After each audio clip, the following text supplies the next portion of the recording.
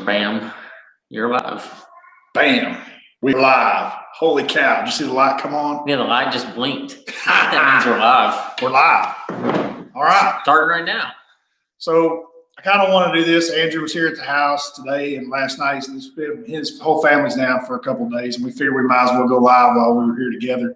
We've been wanting to do this. We've been talking about doing it with Todd on his channel for bass angler therapy, and I really want to try it out. He's a little better with computer than I am. So. A little bit. I saw the one comment like, Hallman's probably cussing the computer right now. And I'm like, man, I am not Mark Jeffries behind the scenes with this thing. So I'm glad you were here. Yeah, man, we had a good time. We went to a museum today. Yep. Took the kids to the museum. Yeah, I saw some dinosaur bones. That was fun though. Yep. That was a good time. Big dinosaurs. It's hard though going in masks, so you're all masked up, going in everywhere. It's a kind of a crazy time we live in right now. Hey, what's up, Jackson? Steve Wolf. Hey, what's up, buddy? Hey, we're gonna get to everybody's questions here in just a minute. Hallman came to me with this idea. He was like, hey, we need to go live. He's seen, I've been streaming a lot of my stuff and I've been doing a lot of live stuff. And we've been trying to get Todd to do the live bass angler therapy for, I can't even tell you how long we've been trying to get him to do it. But maybe he'll see this and he'll be like, all right. He'll have an epiphany or something. Getting pushed off the cliff. Yeah. No, well, the only bad thing about the bass angler therapy is I feel like there's some of that stuff we can't even, if it was live, it might not be good. It's probably true. No doubt. Because you can't edit out live. It's just there. It's always there. Well, I've never done one, so this is the first time. I mean, I think I've done a couple with like maybe some sponsors pages or something for whatever reason. There wouldn't be but 3 or 4 guys on it. So I'm really excited about doing this one tonight, especially with Andrew. So we're going to talk a little bit about what we've got planned going for next year. We've just kind of got the blueprint of what we're doing. I'm fishing the Bassmaster Opens, all 9 of them across the country.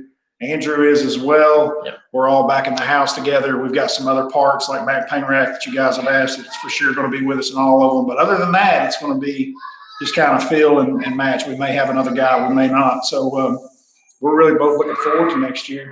Oh, yeah. No, we got all our deposits paid, and that's just a process in itself. Mm-hmm. And, it's going to be a good year. I mean, we have no rivers on there, first off, which I'm very excited about. Like, not that I don't like rivers, James River, but that's a tidal river, so it's kind of a different animal. Yep. But I'm talking like Arkansas River, Red River, some of these tougher places that I tend to not do as well at, me being selfish and all, like I want really good places. So, that's definitely one of the things I'm looking forward to. But hey, we do have Matt Pangrack joining us next year. Yeah. Might have some additions in and out of the year as far as through the house, but I can promise you one thing. We're going to have some really great tournament content coming your way when the Open starts. Seems like forever from now, which is in March. But it's really only like a month and a half away. So, we're right there. Yeah, it gets here every year. Like, I always think that it's like not going to take very long. Like, I've got all this time to be off. Yeah. And we really don't. I am glad that the schedule didn't come out and like we were going to start up in January. I don't think I could have handled that. I couldn't either because we went so long because of COVID, and they pushed everything to the end of the year, and we fished right up to almost Christmas time for our last event. It's still the Opens, and like it's not where you and I want to be. Yeah, like that's the obvious. Yeah. We've got goals that we've got to try to accomplish that we need to get done this year. If you guys can hear, we've got 5-year-olds outside that door screaming. Crazy kids. But we've got goals that we've got to accomplish, and that's really what this year's going to come entail. Yeah. Along with our YouTube. And it's obviously something that we've all kind of picked up and ran with this year, and we're really enjoying. So looking forward to continuing that next year. And if you haven't checked out, first off, like I'm kind of a nut when it comes to like thumbnails and videos and all this kind of stuff. But if you haven't checked out Hallman's latest video that he posted, literally was yesterday, right? Yep. Posted yesterday on a brand new mount for his boat. You need to go check that out. I just love the picture. First of all, that picture is phenomenal.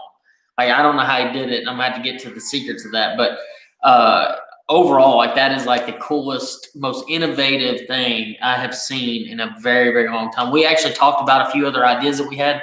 We have some really cool ideas to bring to you with that mount this year. So make sure y'all stay tuned. Right now, we're sitting at 72 people watching this. Isn't that incredible? It is. Hey, we're going to go ahead and start jumping on some questions. I saw one already where a guy was asking about Castledine's hybrid hunter. Is it legit? Dude, it's so legit that like he doesn't even want to let go of it. Like it's one of his babies he's had for a long time. He's made a lot of money in Texas with it. It's legit. Yeah, that's legit. There's a lot of guys in Texas that have made a ton of money on that bait, and myself included. I've won a lot of money with that bait. I'm one that's just carried it around in my boat because Todd keeps telling me how great it is, and then I don't throw it. The thing is so to kind of put it into perspective for a lot of you that are watching, if you have or haven't tried the hybrid hunter, which was formerly known as the Strike Pro Bubba, it is a big body bait. So it's about the size of a DD22, maybe a little bit larger as far as body goes, and it only dives about 2 foot under the surface. So that's a big bait for shallow water, and it kind of scares people off sometimes. But I'm telling you right now, like it is one of the most efficient fish catchers. It is. That I've ever seen. Like, that's my thing. It catches big aggressive fish. Yeah. That's one thing I like about it. So let's go through some of these questions. This is a perfect time to ask Hallman or myself questions as far as YouTube, fishing, football, whatever. So make sure y'all stay tuned for that. Let's see. Let's go. Who is going to be the king of the house this year? Well, if it's based off size, I'm going to say Hallman because he is we got somebody even bigger than me coming in the house in the Southern Division. So yes, we do. It's actually going to be up for grabs. If it's king of the fish, we're not going to know that until it's over. Oh yeah, no doubt. Do either of y'all offer any angler development in the water where someone can get in the boat with you to progress? Personally, it's kind of like a guide trip. I will, but it's like very selective. We're on the road literally half to 3/4 of the year, not just fishing the opens, but filming YouTube, doing a lot of stuff. Mm-hmm. So it's hard to make time because when we're home, we want to spend time with our families. Like I'm just being honest with you. I want to go hang out with my kid, my wife, go watch a movie, like do all kinds of. We donate some time. I know I donated the time. I've got to get with that guy too from the Northeast. We donate some time to Bass Fishing Hall of Fame. I know Castledine's, myself. I don't know if Andrew was involved in that or not, but they used that in an auction, and I've got a guy that got me. And I know Panger did the same thing, and he's already done his trip, but it was a day of fishing. So sometimes you'll see us do some things like that, but just to straight up do a guide trip or some type of deal, I don't usually do. No. So let's see. Evening from East Texas. What's up? KCT Fishing. Enjoy the YouTubes, guys. Great job. You guys think anyone won't run some sort of live sonar this season? You know, there actually probably will be some people that don't run live sonar. Yeah. Because I will tell you this, like Hallman and I both run live sonar for a while now. Yeah. It will get you in trouble. You get so focused on your live sonar, what's out in front of you, that sometimes you tend to forget what you're supposed to be there doing, and that's fishing. Mm-hmm. And sometimes the size of fish that you're catching on aren't the ones that you need to play in the tournament either. Absolutely. Sometimes it's, just as simple as taking your rod and sticking it down the water and see how deep it is, and that's really all you need as far as electronics that week. We run into situations like that. I mean, John Cox, there was that year that he won. Yeah, he just tears it all off. And he had a GPS on the back just to make sure he didn't run aground, but otherwise he didn't have a graph. How's the new pole working out for you, Hallman? Well, I mean, I just stuck it back in the garage at the video guys y'all saw. Andrew showed up at the house 2 hours later, and I took him out in the garage and showed it to him, but we haven't stuck it on the water. Today would have been a great day, but we had planned all along to take our kids down to the Dinosaur Museum to look at bones today. So it's pretty much just a family weekend. He's going to build me one, though. He forgot to add that. He's building me one. Dr. J303 said, any advice for Havasu in February? I have one piece of advice for you. If there's grass, and I know that there's sometimes some grass there, stuff like that, get your Livescope, get a jerkbait, and get over the top of that grass with that or a Locals crankbait, and you will be. That's the one you were talking about going to. I want to go to it, but I don't think he was talking to his wife about That's what I would do if I went there. Is that for the open? Yeah, the open. Yeah. Let's see. The mount was cool. What's up, Robert? Thank you for joining in. I think Hallman Zoom Mountain is genius. I agree. Is Billy staying with you? Billy got a bass. Is staying with us in the Southerns. And here is the big news. Dropping like 2 bombs. You may not even know. Double bombs. 1, Billy is going as a boater. Okay. 2, Billy's got a title sponsor, rap deal and all. No way. Swear to God. He's my hero. Billy got a bass. So, yeah, he's staying with us, and he is fishing as a boater this year. So he is no longer in the back of Scott's boat. Although I do think that he's traveling with Scott for 3 or 4 events on the Elite Series as well. So I don't know what all pertains in his job, but I know it's got something to do with following him around and probably giving him a hard time on the water during tournaments. I would do the exact same thing. Rocky, yeah, I agree. His idea yesterday was phenomenal. Who y'all got for the playoff pitcher? For football, let's see. So Green Bay just won. Not surprised there whatsoever. Tonight's game, you got the Ravens and who else was it? The Buffalo Bills. The Bills. I'm going Bills, baby. Like, I'm going Bills. I love their comeback story that they have going on right now. I think the Ravens have the best football player in the NFL right now, at quarterback. So I'm going to go Ravens tonight, and then tomorrow I think you and I both are probably pulling for the Browns. Yeah, I'm going for the Browns. I'm going all day. Let's go. And Patrick Mahomes is from a place that's really close to my hometown. Yeah. And, I wanted to see him win. But, man, the Browns, though, like, could you imagine the Browns beating the Chiefs? I couldn't even believe they beat the Steelers, much less the Chiefs. So, like, I don't even know. It's so crazy. Watching from Louisiana. Hey, thanks a lot, buddy. What do you think you would fish at Eufaula, Alabama in mid-February? Well, I've been there around the 1st of March. They were spawning. Those fish should be on turns. Actually, I think they had a Major League Fishing event there last year, pretty close to the same time when those fish were starting to stage up and kind of shift up to that shallow stuff. And a lot of it depends if they have grass. I know they caught them off that drainage pipe that ran out of the ponds. They were punching that big, thick grass back there. Anytime you get around moving water, that's a big deal. Bradley, what is your go-to jerkbait for Grand? Ooh, sneaky question. Ooh, it is. I've got multiple. Depends on water temperature. If the water is below 51 or 2, I'm probably throwing Old School Rogue. To me, it's got a little bit deader action, and I like it. As the water warms up, the McStick from Spro or the Mega Bass that everybody throws are both good baits. As it gets in the 52 and up, I'd say 52 and below. Definitely 50 below. I like the Old Rogue, even though it's hard to throw. Let's see. Do you have grass for the Hybrid Hunter to be good? Not necessarily. I think it has a lot more to do with the cleaner the water and the size of the fish. It does shine in grass, but I know that they catch them at Table Rock really well with it as well, so that's a totally different impoundment. Bradley, have you tried the BFE on a free rig yet? I don't even know what a free rig is. So that's a no. That'd be a negatory. Y'all think the rules are going to change with the new electronics getting so good?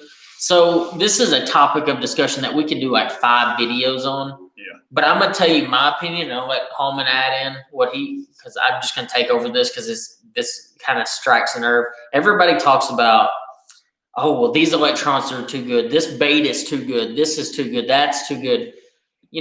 Guys, we need the innovation to continue to grow this industry. The more this industry innovates, the more it grows, the bigger things get, the faster things get, the more money gets pumped into this industry, the more eyes get on this industry. Therefore, everything is better. It's harder for the older generation to accept the fact that we aren't using paper graphs anymore, but we're just not at that point anymore. We're not using paper graphs. And you already can see that prices on depth finders are dropping in comparison to what they were even 2 years ago. Yeah. High-end graph, you can get a fantastic depth finder for less than $1,000 now. Right. I mean, it's just where we're at. Everything's going to evolve in fishing. We will still be casting out there and catching them, and that's at the end of the day. That's what we're going to be doing anyway. So, I think that it is going to change the sport, but as the sport moves forward through the years, there's all kinds of things that change it, but the electronics are definitely going to change it. The one thing I will say is it's other than the cost, because the cost is a problem with the electronics, and I'm in total agreement on that. But as far as usability, age shouldn't be – these things work. They work. You turn them on and they work. It's not an adjustment deal. It's not a – and I've seen some guys. I've ran into smaller guys. I ran into an older guy at Table Rock. He was having problems with his Livescope. He's like, man, this thing doesn't work. They installed it. It's not right. They did it in my dealership. Dude, I'm looking at him. He pulls up to me. I don't know this guy's a stranger, but I've got the bass tank wrap on. So he's thinking I'm a bass tank guy and I can fix his stuff. his transducer's pointed up in the air. I mean, it's in the wrong direction. Like it's straight. Like it is totally not. No one could fish with it.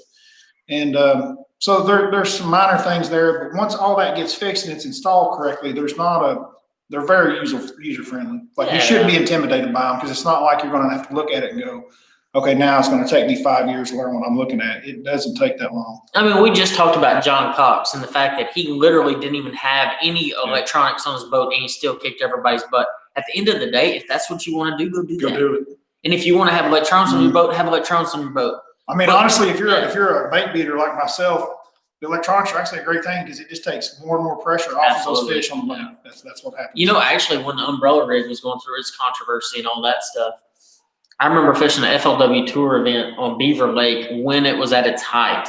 I made top 10 in that event, and I was the only one that wasn't throwing an umbrella rig. Mm-hmm. And it's the fact is I had all this water to myself because it wasn't umbrella rig water. Ultimately, it was shaky head water, and that's what I caught them on, was a shaky head.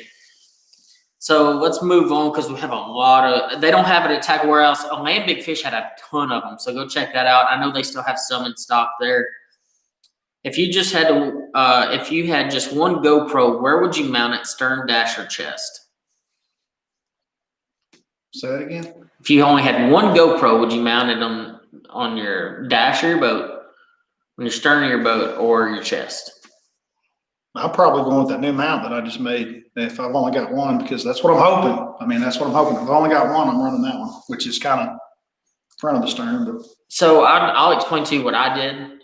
I actually ran it on 2 places with the one. So for B-roll purposes and just standard fish catches, I throw it on my dash. But if there was something I wanted people to see on my reel, I would actually take it off my dash, put it on my chest, run it for a minute, do everything I needed to do, and then put it back on my dash. That way you can get 2 angles of footage without actually having 2 cameras. I want to rephrase mine too, because I mean, the question is, where would you put the camera? Yeah. But there's a big question to that. Yeah. What is this video for? Yeah, exactly. We're talking about tournament fishing, which is where my mind was, and I can't wear a chesty. If we're out there making a YouTube video, do chesty. So prediction on red crest at Lake Palestine, they're going to absolutely crush on them. There's no doubt. Lake Palestine's a really good lake, has a lot of a good fit. I'm not going to say giants, but it has a lot of really good ones. I think it'll be a good tournament for those guys. Oh, let's see. Hit the thumbs up, guys. Heck yeah, make sure you do hit that thumbs up. Let's go Bills. The Bills. Bills. Who's the okay? We've already pulled up the weather in Buffalo because I figured it'd be snowing tonight, guys. It's like 34 degrees there right now, so it's going to be a beautiful, balmy evening in Buffalo, New York tonight. What's up, Matthew?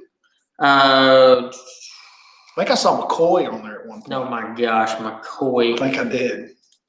We're fishing different lakes, so it's just a different game this year. Every year is a different year. We have new lakes, new, weather changes. Sometimes lakes are flooded, sometimes they're low. So we always have different things that we have to just fly by the seat of our pants, basically. James Vandenberg, will shallow fish become less pressure because of the new technology and electronics? We just covered that, absolutely. We thought that even when the GPS first came out. Like that was a big player. And then when the mapping came out, it brought more and more people off the bank. So it definitely takes off the pressure from the bank. There's no doubt. No, he does not have that mount patented yet, and it is a killer idea. What's up? Straight 6'1" from Florida. Let's see. Lake Cumberland saying what's up. What line do you use throwing chatterbait go? Size and kind.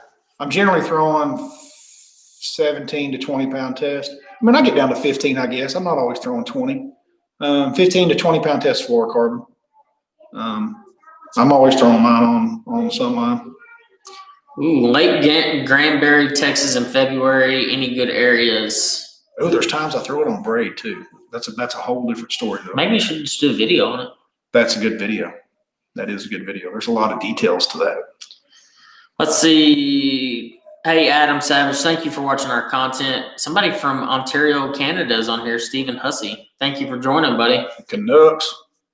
Hey, Jason Rayburn, got to go with the Browns with the turnaround, absolutely. Evansville, Indiana, throwing it up. Do either of you throw big swim baits, and if so, which ones do you like? Can't talk about that. Why not? No, I got it. Come on. I throw a depth 175. I throw a negotiator. I like Polnick's swim bait with Storm, the Arashi swimmer, or whatever that thing's called, Arashi Glide. That's a good one. I want to try Jockinson's new Mollix one. I hadn't tried it yet, but I bet it's going to be pretty good. Those are all big swim bait guys.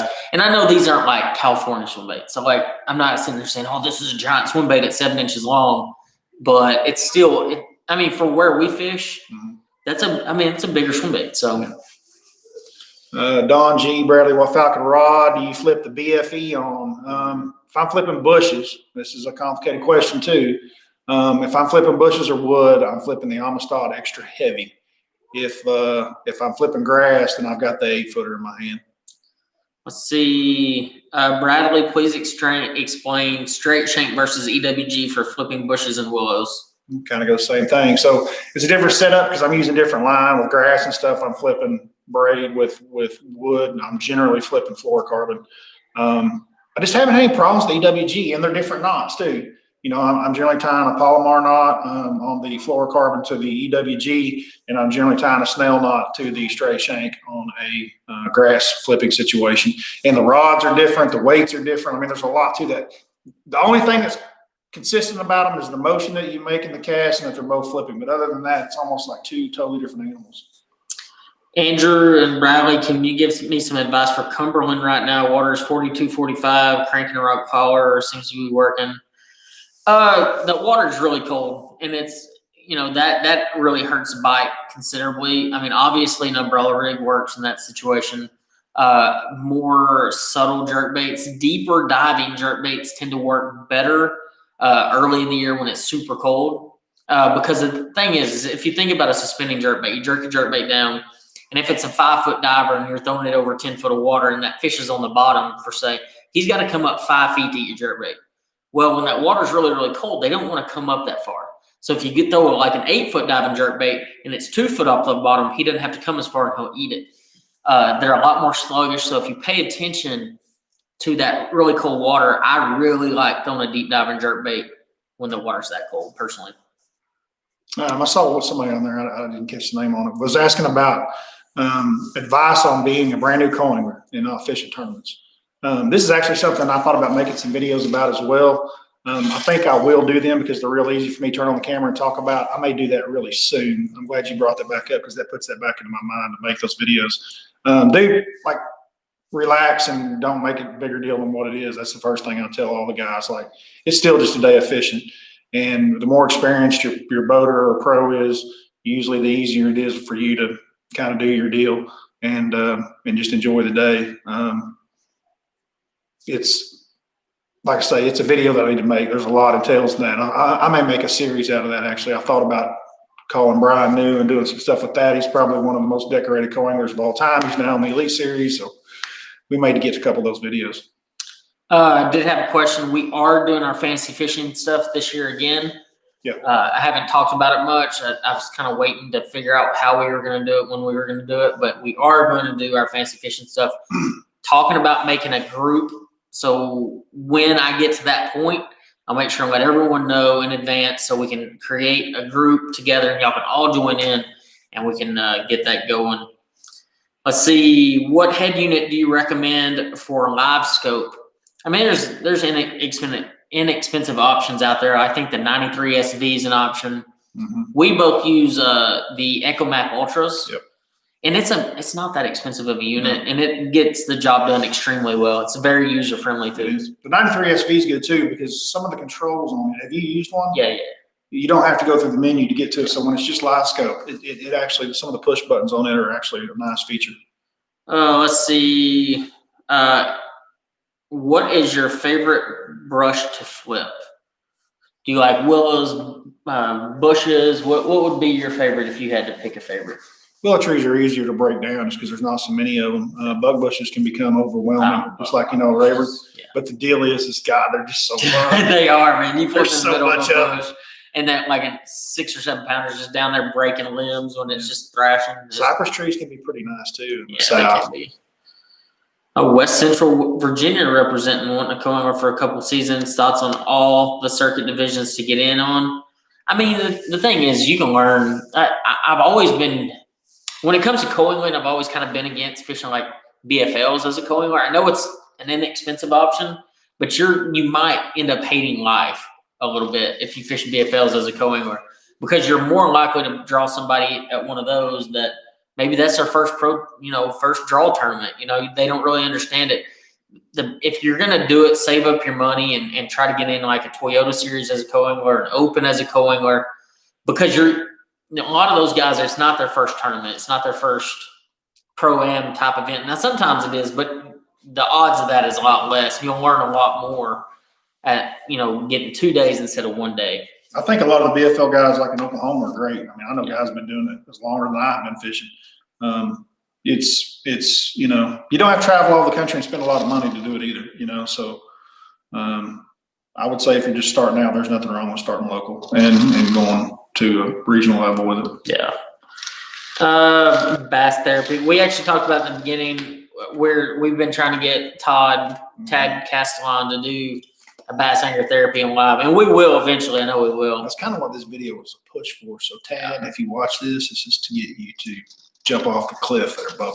Yes, I have fished tournaments in Louisiana, Red River and Toledo Bend, kind of Louisiana. He's fished Chapelai, haven't you? I've been on Chapelai Basin. Yeah. Glass or graphite for chatterbaits? What you got? Chatterbaits or what? Glass or graphite? Oh, I'm definitely graphite. Yeah, I'm not glass. I kind of fell in that trap of like trying the glass thing. Had heavy action glass rods.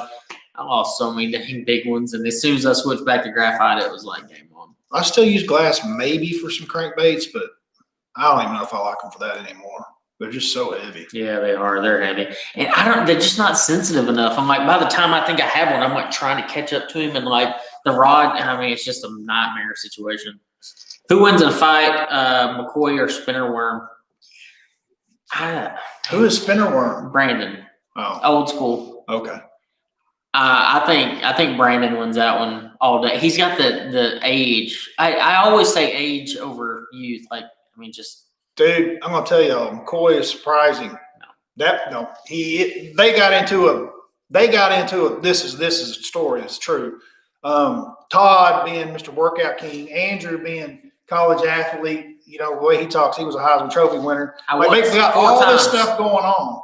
And so it all comes down to push-up contest, right? Scott's involved, Andrew's involved. I can do a push-up contest. Todd's involved. You didn't get down to the push-up contest? Heck, no, I didn't. I'm not a dummy. McCoy jumps down there when they're all done. This is my point. And when McCoy gets involved, dude, I'm thinking he's going to do like 5. That kid, rolled out like 40 or 50 of them like it wasn't nothing. And I was like, ooh. Yeah, no, he did. So I don't know if Brandon just wants to jump on him. Brandon's a little bit stockier guy. I'm just telling you, he's got one what you think. It'd be pretty good. Which Falcon rod are you throwing your chatterbait on? It's going to sound funny, but I throw mine on a low rider, and the name of the rod is called the Jig Turner Head Jig Heavy Cover Jig Rod. That's the name of it. Heavy Cover Jig Rod. And the name doesn't fit the action of it. It's the world's greatest chatterbait rod in the world. It's like 7'3". It's got a really nice soft tip to it, but then it stiffens up about halfway down. It's money for it. Castleline uses it. I know Russell Cecil uses it. Yeah. It's a chatterbait rod. It's bad to the bone. Let's see. Somebody asked about the football that's signed by Bob Stoops. Yeah, that's Bob.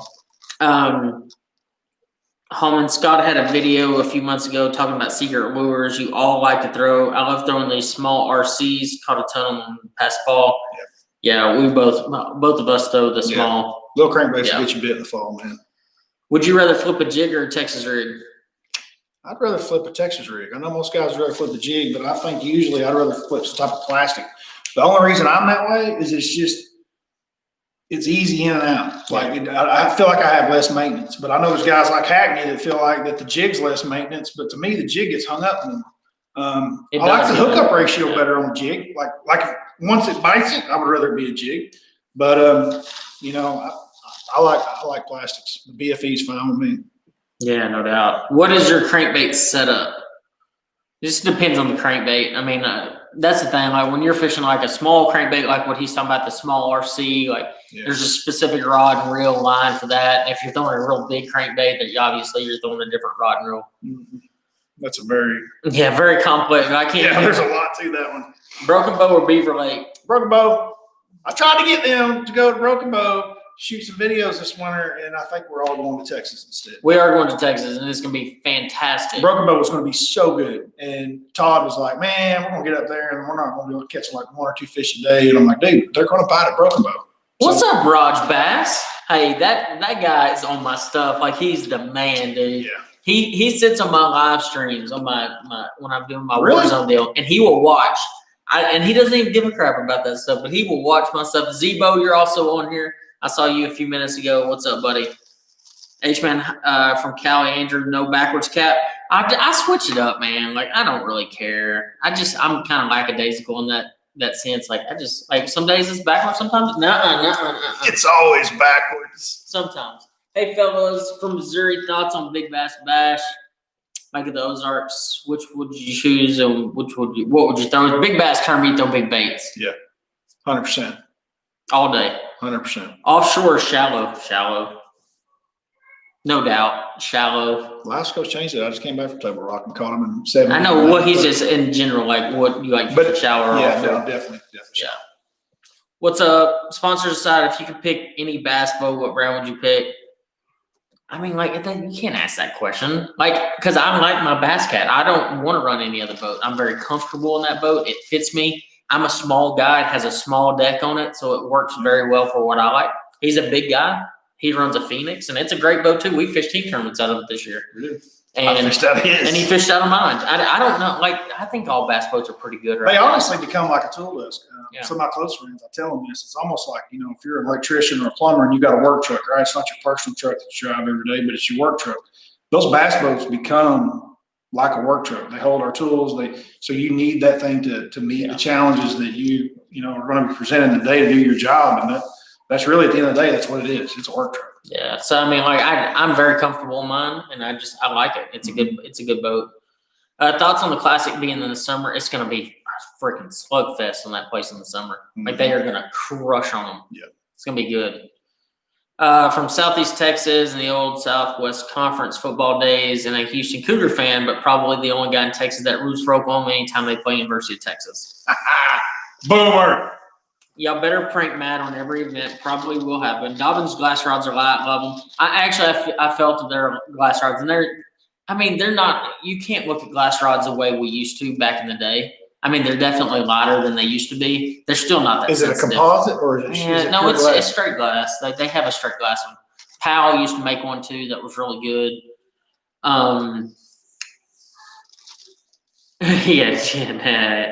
If you didn't fish for a living, what profession would you be in?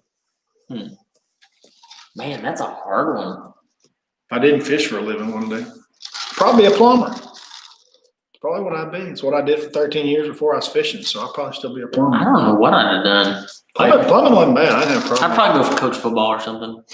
I love football. Hallman, I'm ready to go on our fishing trip. Scott Klein. What was your guys' first rod and reel you guys bought yourself when you started fishing? I had a Walmart rod. It wasn't I don't know what the brand was, but it was like a 6.5 foot medium heavy rod. The very first rod that you bought I bought myself. And it had an old one of those old round Abu Garcias on it. Was the first one I bought. My first bait casting reel was a Lew's, like the old school Lew's when they had the browning and all or whatever. Like I had one of those. And it was really cool. I remember the answer to this question really well. I got on my bicycle and I was in Harriman, Tennessee, and it was about 7, maybe 8 miles to the Walmart. Way too far to be riding my bicycle too. I'd never ridden that far. And me and my buddy Billy Joe, we jumped on our bikes, about got ran over by a train. I had some money from mowing some yards, and we drove all the way to the Walmart and bought a brand new rod and reel and a brand new tackle box. And then we pedaled all the way home, and the Harriman police, the Harriman's finest, pulled us over, thought we were carrying drugs in our tackle box on bicycles down Rome Street. Swear to God, he wanted to go through it. What is your personal best largemouth, smallmouth, and spotted bass? I'm a 12-pound largemouth. Smallmouth is like right under 7, and I had a spot right under 6, like literally like an ounce or 2 under 6. I don't have an answer to any of those. I have no clue. I know the biggest bags I've ever caught, but I don't know the biggest fish. Dan Garrett, I didn't see your question. Oh wait, I did. I picked your question. Do you ever get bigger bites on a jig than a Texas rig? I think it just kind of depends on what you're fishing exactly. I love flipping willow trees with a jig. I just always have liked flipping willow trees with a jig, but in turn, I like flipping bushes with a Texas rig. So like, it kind of depends on what. I think it's a time of year and what's going on type deal. Because I've seen times when the little plastics work really, really good, and a jig doesn't do anything. I've seen times when the jig is better. It is the deal. No doubt. So it changes, and it's not just seasonal. I mean, in the spring, it can be. You got to try both. The small RC is the old Rick Clunn, the Lucky Craft. It was called a 0.5. Yep. There's a lot of different knockoffs now. Like KVD 1.0 is really close in size. Mm-hmm. There's 2 or 3 others. Lucky Strike makes one. And there's quite a few other ones.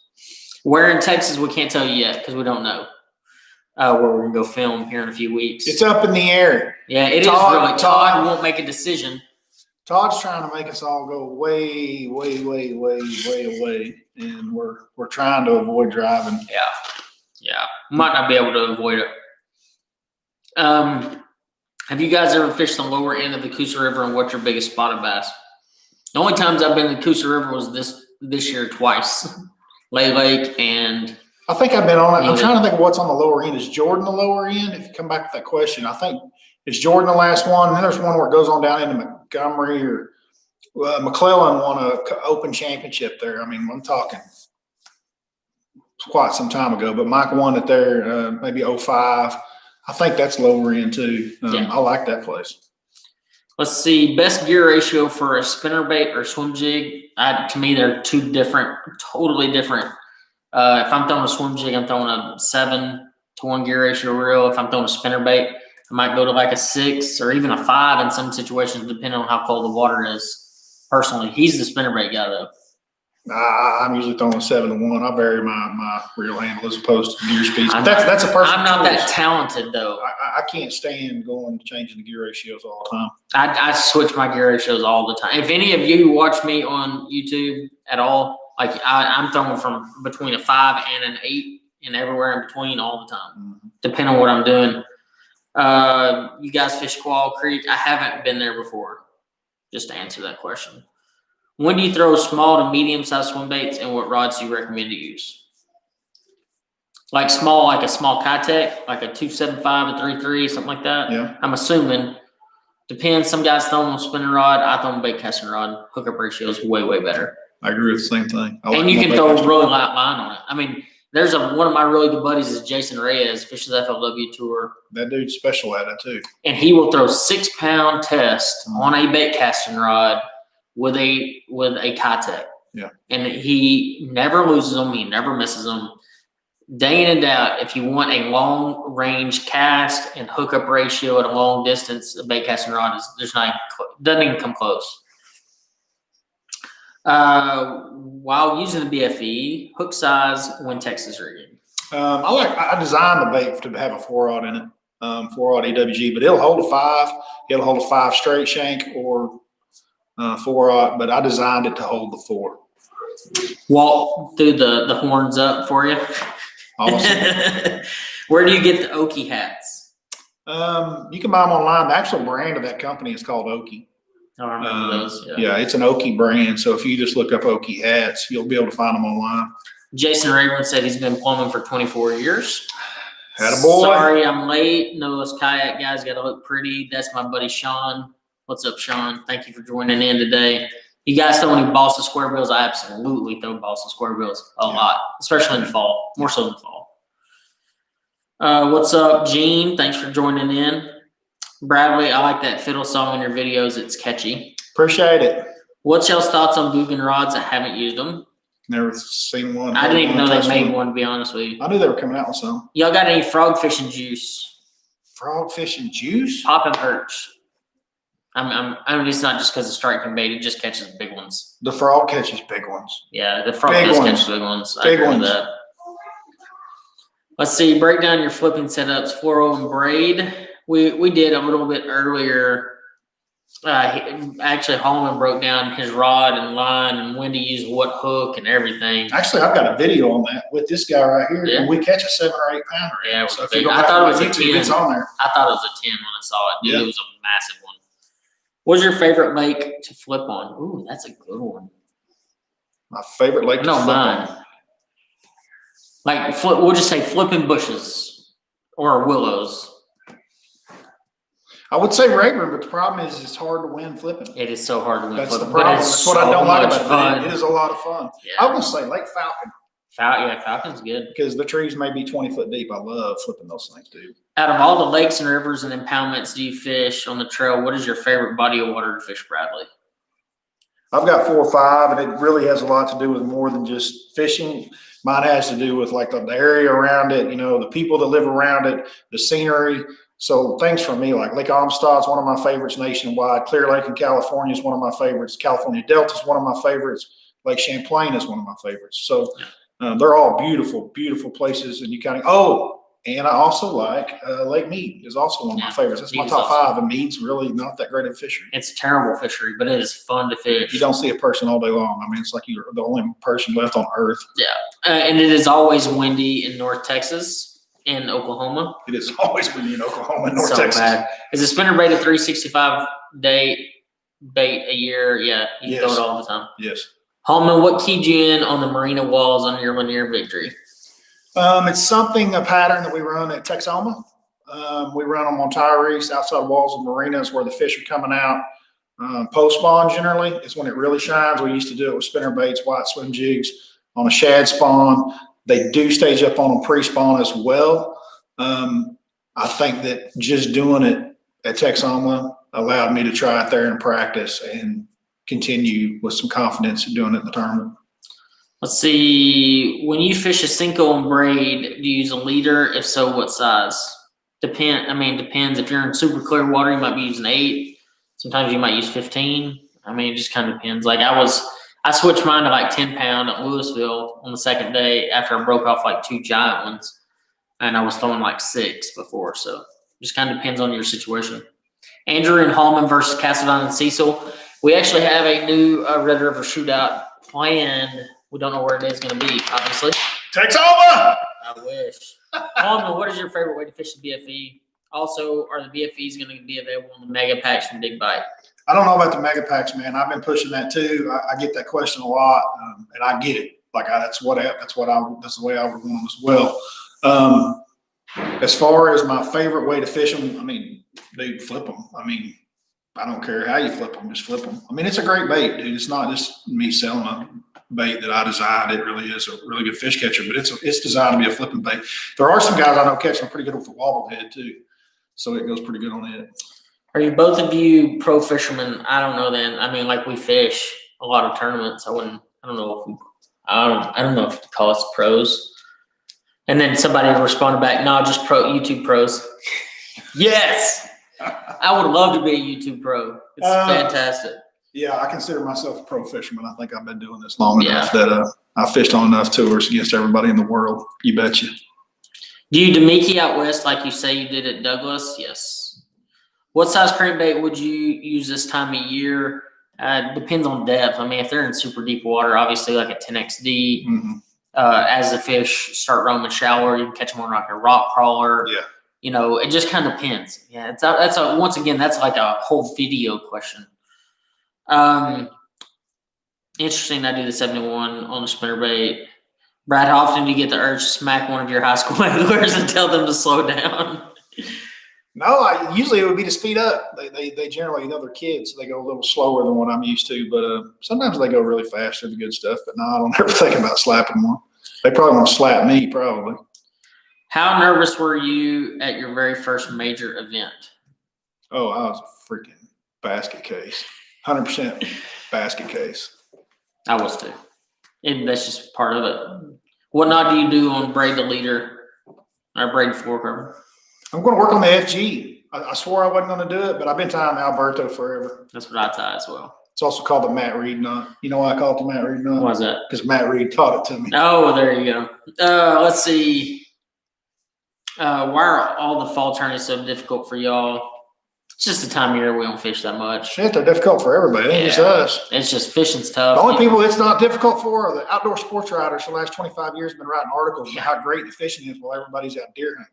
Yeah, that was a lie. That was a lie. There might be some, like when they transition really shallow or something, and it's a grass like a raver, you can go up and catch them on top water or something. There's a few lakes Yeah. that it can be good, but most of them, they've been beaten to oblivion since the spring and the fish are just done. What is your favorite go-to sandwich if you have one during tournament days? That's an interesting question. I know the answer for mine right off the top of my Go. head. Well, I quit almost a year ago, but if I had my preferences, it'd be a big giant can of Skull, like between the gum and the cheek, and that would be my favorite sandwich, gum and cheek sandwich. What soft plastic did you flip before you got Big Bite Baits as a sponsor? What soft plastic? I flip everything under the sun. Yeah, I still do. Yeah. Brush hogs was one of my very favorites in the world. I still flip that bait, you know. Yeah, I do too. Same thing. How far out do you start researching different lakes for the opens? Well, I can tell you this: we've had the schedule for how long now? Like 3 weeks. Well, it's been probably about 5 weeks. Yeah. 6 weeks, and I haven't even looked at a single thing yet. I've made some phone calls, but it hasn't been about fishing. It's been about housing. Lodging, locations. yeah. Lodging, yeah. I mean, like when I get in that zone and I'm going, then I'll start doing my research. I'm just not there yet. I'm still trying to recover from the fall. And I know that sounds really silly to some, but like this was a grinder type year, and I needed to separate myself from the tournament scene for a few minutes. And what I mean a few minutes, like a month and a half, 2 months. If you could add or change any tournament rule, what would it be? Golly, that's a good one. That's a great question. I just don't know the answer off the top of my head because I've got, that is a great question. What tournament rule would you change if you could change any tournament rule? Well, in Bassmaster, I'd change the net rule and let us use a net. I like the no net rule. I know, but like I lost a 5-pounder this year in Cherokee, and it made my heart just stop. I like the no net rule. So yeah, I wanted a net because I'd have gotten that thing like 4 times if I'd had a net. I don't like the not being able to cull a dead fish. Yeah. I've never liked that because like our intention, we're not trying to kill a fish. And if you catch a 12-incher and it's a 12-inchers are legal, a small fish, whether 12 or 14 early in the day, and it dies, you're stuck with it all day no matter what you catch. And I don't think that's fair because none of us set out in the day to go harm fish on the reservoir, So if they get hooked bad or something that's really not our fault, it's an accident. And you got to make that decision right there on the spot. First thing in the morning, do I throw this keeper back or do I keep it? And that's just a bad place to put guys in when they've got so much on the line trying to make classics and qualify for elites and things like that. Oh, do y'all think Toledo Bend will recover? Yeah, it will. Every lake goes through its ups and downs, every single lake. And it eventually will recover just like Kentucky Lake will recover from its giant carp situation. I mean, there's going to be some lakes that peak and valley, and that's a constant process in all lakes. It is. Let's see. Brad, are you going to be on BTL again like you are now? Yeah. What rod would you use if you had one rod? I'd use 7.3 Amistad. Yeah. That's the one I throw all the time. What flat side crankbaits do you like in cold water pre-spawn? I've always liked that Strike King. Since they came out with their flat side. Oh yeah, that flat. I've caught some really good fish on it. That's a good bait. The flat deep. Yep. Let's see. If you could get a Humminbird 360 or whatever, wait for whatever version of the Livescope they come out with, what would you wait for? Or would you wait for it? I mean, I like the Livescope better than the 360 type stuff personally. I mean, and I'm not just saying Livescope and Garmin. I know you're talking about the Humminbird when they come out with their technology. I've got buddies that are Humminbird guys, and they love their 360s. I'm a Garmin guy, and I know what I can see with my Garmin, and I just don't like. I know I have to turn left to see that brush pile right there, but like there's a brush pile to the left, there's a brush pile to the right, and you've got to make that cast, but it just doesn't seem that hard to me to do that. Whereas with 360, I realize they can just sit without moving anything and they know they're both there. I don't know, man. I don't know that's that big a difference. I think it's a personal preference.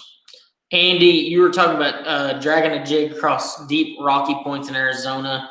So my old team partner fished in Arizona a lot. And he taught me how to fish a football jig. His name was Ben Matsubu. I don't know if you know who that is, but he used to fish the Elite Series back in the day. And is probably one of the very best jig fishermen I've ever seen. And I'm going to give you a really good tip here. Stop casting your jig. Pitch your jig. Fish it within about 20 foot of your boat, but still on the bottom. You want as much contact with that bottom and your jig at the same time as you physically can, in the pre-spawn especially, because the bites sometimes are the lightest, most subtle bites that there are, and you just want to barely shake that jig on the bottom as subtle as you can make it. Let's see, Hella Bass said, what's up? What up? Have you had your new bow mount in the water? No, I have not. I just did it the other day right before I made that video. I haven't had it on the water. What's the biggest tournament lesson you guys learned in 2020? Oh, God, there's a bunch of them. I need more than 3 days of practice for an open with guys that are practicing for 10 or 15 days Yeah. on some of these impoundments. That's I know that right off the bat. Like I was talking to Andrew about it this morning. I'm not talking about spending 2 weeks, but I need a couple more days. I'm going to say my biggest thing I learned is to refocus my positive mental attitude, because it's really easy to kind of fall victim to that slump if you're going through a bad time in a tournament or having a bad practice. Really easy to kind of fall into that trap, that mental trap. And I think it was more in my head than it was my ability or anything like that. So, Hallman, you going to try Truman?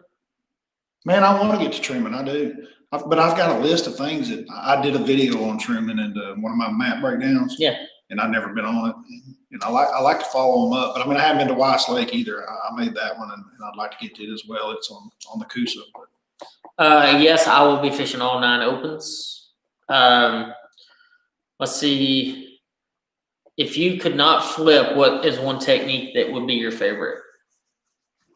Man, I like topwater a lot. I like spinnerbait a lot. I like chatterbait a lot. I like anything I can cover water with, square bills. I mean, I like anything that's shallow that I can cover water with, power fishing. And I don't know what Castledon's plans are on all the opens. I don't think he's fishing all 9, but that's just kind of, I think he's still trying to figure out what he's doing. So that's up to him to tell you all about that. Does Livescope help with deep spawning bass? So I do want to clarify something here. When I won at Cherokee, I was catching spawners, and I had a lot of fish already marked. Well, I could actually pull up to them, and this is no lie. This is an actual fact. I could pull up to them, and you couldn't see them. Some of them I did, but most of them I didn't. You could pull up between those rocks, and I could point my live scope to where I knew the bed exactly was, and I could see if that fish was still there. I wouldn't technically catch it off of live scope, but I could pull up within 10 or 15 feet of it, and I'd just scan that live scope in there. And those smallmouth are always darting in and out of the beds. They're hardly ever just sitting still, especially when you pitch a bait in there. They'll move all around, so you can actually find them that way. It's a very interesting way to do it, though. Do fish die if you hook them in the tongue? It is not a good thing. Yeah. It's a bad deal. I mean, that's one of their. It's kind of like if you hit an artery on a person, like they're probably going to bleed out. Yeah. They're not going to make a lot of it may have to do with time of year. You Yeah. know, you may not lose one early in the year if the water's cold, but in the summertime, they're just not good. I went through one shift actuator on my Mercury. That was last year at Clear Lake. Bills 3, Ravens 0. That's what I'm talking about. Go Bills. What's the worst co-angler problem you have had? Got some good ones. You know what, guys? We can sit there and dwell on bad co-anglers and dwell on bad pros. At the end of the day, there's just some people that don't have that experience. I've had way more. I have 100 good co-anglers and one bad. So, Yeah. and it's the same way. You probably going to, if you're fishing as a co-angler, you probably got better odds of drawing a bad boat or a pro than you do. Yeah. It's just. There's some bad stories, but I mean, you've heard it before. Cast over you, hook a fish that you were fishing for, whatever. I've never had one that I just wanted to just kick. Well, I had one I wanted to kick out. So I had one. I'll tell a story. This is a true story, and this is a good story. This was a long time ago. This guy probably doesn't even fish anymore, so it won't matter. But I think I was a rookie. I might not have been. I think it was 2006 or 2007, somewhere in that time frame. An Elite Series event on Clark's Hill. I think it's the one Davey Hyatt won. Anyway, it was my first time there. It's my first time on blueback herring. And this was long before you just didn't Google this stuff up and learn about a blueback. But anyway, they're doing a schooling deal. It's in May. It's post-spawn. And like they're full-fledged spawning, blueback spawn. And they're out there chasing and schooling. I come down off this pad and we're going to this point, which is what the bluebacks run up on. And I'm a long ways from this point. Like my boat's pointed at it. And I mean, I'm a long ways from it. And they start blowing up, on the point, like the school's there. And I reached down, turned my trolling motor on high, and I'm trying to get to it, so I can get within distance. I hadn't even made a cast yet. And I mean, they're dead center in front of the boat. And my call angler, he's from there. So like he knows what's up. Like he came prepared for this. And this is how I know like he was for real prepared. He rears back, and when I feel him fire, I'm like, well, he'll never hit that. It's still. Dude, it went and it went and it went and it went and it landed right in the middle of him. And he twisted twice. 5-pounder eats it. First of all, like that was way too far in front of the boat to be thrown. Second of all, like how did he ever make that cast that far? It came down to the fact that what are we talking about? A 5-pounder. He said something, and I was like, "Hey, dude, what size line?" Sorry. What size line are you? He was worried about breaking off. I've completely lost him. Come on this way. I'm tracking the story. The girls are really Come this way. So we had some guests. We're sliding in. We have a very good guest. Hendrix has came to see us. He's our favorite. He's our sponsor. He's our sponsor. I'm gonna drink water, by the way. As is Fever Tree. Anyways, we got invited to go fish at a kayak tournament. You think we'd be good in the kayak tournament? I want to see Hallman get the kayak first off. I have a hard He's time. been in one. Yeah, I have one. We took the kids in the kayak. I just feel like it would flip very. You know what? It was all kind of games until I saw a snake, and then it was a problem. LOL, wives. Oh, we're not their wives. We're their girlfriends. Their wives are on their way. Don't say that. I'm kidding. If you could only use one size line to flip, what size would it be? By the way, guys, we're wrapping this up in about 3 minutes. Allegedly. It's kind of like that last cast kind of thing. Infamous. Yeah, the infamous last cast. This is last call. This is last call. Pure angling gold. I drink some Texas whiskey from time to time. Lady bombs. Yes, make me some sweet tea. It needs some more tonic in it. I understand. It wasn't ready yet, Hallman. Hallman, are you looking to replace your Chinese reels with a sponsor? Yeah, we're working on it. We've talked some about that. Okay, cheers. Love your Bass Cave video. How about Lake Amistad? Great lake. Guys, if you have any other question, we're not turning. We're just watching some football. They're turning up, obviously. If you have any other questions, make sure you drop them. We're going to stay live for 2 more minutes. And I'm just going to tell you, drop a like on this because we want to keep doing this as much as we can. We had 225 people watching at one time. Yeah, we're How many are gone now? How many are No, now? it's 218. Okay, so if you have So any, y'all dropped it when y'all if you have any wife questions, we're here to answer those. Great stream. Thank you for jumping on, guys. Whiskey Strong. Have you ever fished any Illinois lake? No. Illinois has lakes. I'm kidding. I'm joking. No, I haven't. I know there's a few up through there. If they don't have tournaments on, it's hard for me to go fish them. Great stream. Thank you for jumping on. Absolutely. Yeah, no doubt. And they did. Yeah, I remember remember that. Can they name one? Oh, random shit I don't need to know. Proud Illinoisan. Like Hefner, any good at this time? Question. Dude, Hefner's always good. We actually drove by today. He was asking what Yeah, I it was. didn't know I was what lake telling it him, was. yeah, the riprap of the dam area would definitely be good. Who's taking Scott Mark's spot in the Southerns? It's going to be Billy Got a Bass, and all the rest is going to be Pangarak. Yeah, Pangarak's going all of them. I think Kyle Walters may be with us in Kyle Southern Walters, out of Florida, so that could be a replacement. Hey, do you want to try it on the first time? You ladies have any single friends, single fishermen looking for a fishing lady? Ooh, therein lies a couple of problems. So I don't know that we could like wholeheartedly endorse the whole, hey, this is a great idea, ladies. You should, have a professional bass fisherman as a husband. I'm just gonna say, I would like to point out when I met Bradley, he didn't even own a boat. So let's just go back 400 years when we all wrote on stone tablets. That was a while ago. But yeah, so I knew what I was signing up for. yeah, not me. I absolutely knew. So I do think it's easier if you can find someone who knows the game. I'm a lawyer and I'm used to fine print. Like they came with no fine print. I'm digging for it. It's not there. It's just an unwritten rule. Hey, We missed Louisville. Yeah, no. Dude, you have no idea how much we missed Louisville. no. I actually didn't hate it that much, but yeah. Let's see. Do you ever practice with anyone at Bass Opens? Yes, we do. Andrew, tell your wife congrats on passing boards. Oh, thank you. Awesome. Thank you so much. And who's a better fisherman out of you two? Hallman is. No question. No, they're I talking am. about girls. Yeah. Oh, out of these two? Dude, we should have a tournament. That would be good. Yeah, somewhere warm and tropical, like Florida. I want to say something right now, but I can't. That'd be a shit show. Dude, do we get to drive the boat and everything? I just want to drive the Who's boat. gonna tie the knots? Oh, I can tie a knot. I can take a fish out. I can do it all.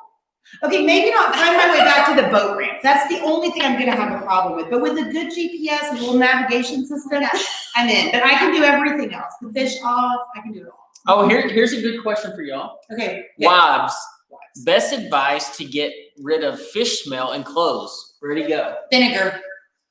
It'll work the same way if you have like, because not just fish smells, when it's like all moldy because they're all wet and they all get rained on and they shove their shit in the rod box and it comes out and it's like, has a life of its own. It's like our sixth child. It's living, breathing, it walks around. And so you put vinegar like in your washing machine where the bleach goes, just fill that bad boy with just white vinegar. It's like $1 for a gallon at the grocery store. It's life-changing. Raj Bass, which is one of my really big followers on Follows YouTube. all of us. Yeah. He said that he would sponsor that part of the tourney for y'all to fish. Let's do it. Yeah, and then They want to go to El Salto, though. yeah. Really. Oh my God, that would be so much See, fun. I told you. Yeah. I just put You you gotta off let us the know. end there. Yeah. You have to come with us, bub. Yeah, no And doubt. Southwest no doubt. perfect. You know, like this is pretty awesome, guys. Thank you all for joining in. We had over 225 people jump on here tonight. That's awesome, man. That's so cool. I enjoyed it. It was our first live. I've been wanting to do it. Thank you for helping me do it. 'Cause, Yeah. like if I'd tried to do this myself, I'd have had it for a certain time, and then we probably would have never worked. But we got it going. Heck yeah. So whose live is this? So, hey, it's his. It's home. Well, I just didn't know. I want y'all to on my live. do me a favor. So basically, I have some fans on here. If you can, make sure you subscribe to Hallman. It's really easy. Just hit the subscribe button, hit the bell so you get the notification. And do the same thing for me. If you get a chance, go check out my YouTube channel, Andrew Upshaw Fishing. You're on Bradley Hallman Fishing. He pumped out a fantastic video yesterday. Make sure you go check it out on his camera angle, which is it's going to change the industry. Everybody's going to have one. I'm telling you right now, there's going to be some variation of Hallman's camera angle on a ton of people's boats. Dude, we're tired of seeing it. Everybody's tired of seeing our backs. Like this could change We the like way the backs. YouTube and everything else works. So, all right, we gotta go take We're care out. of these two guys. We're out. We're going. Hot mess. Appreciate you guys. See you guys. Oh yeah, we did.